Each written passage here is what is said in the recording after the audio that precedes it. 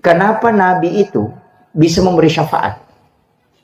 Karena satu-satunya Nabi yang dikasih otoritas ibadah itu Rasulullah.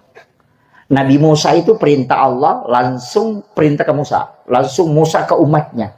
Kalau Nabi tidak, ada perintah Allah, nanti ada yang disandarkan ke Nabi. Jadi kayak sholat fardu, itu disandarkan ke Allah. Tapi kan Nabi juga sampaikan.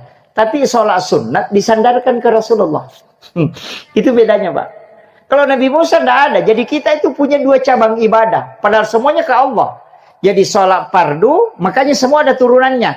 Puasa wajib, ada puasa sunnah. Zakat wajib, ada sedekah sunnah. Haji wajib, ada umrah sunnah. Syahadat wajib, ada sholawat yang sunnah. Kenapa ada wajib, ada sunnah? Yang wajib ini jalur rahmat, yang sunnah ini jalur syafaat. Nah, makanya Nabi mengatakan kalau kau mau bersamaku di dalam surga maka perbanyak sujudmu. Itu tidak mungkin sholat fardu, pasti sholat sunnah. Nah ini makanya kalau ibadah sunnah itu jangan dianggap biasa, Pak, karena itu jalur syafaat.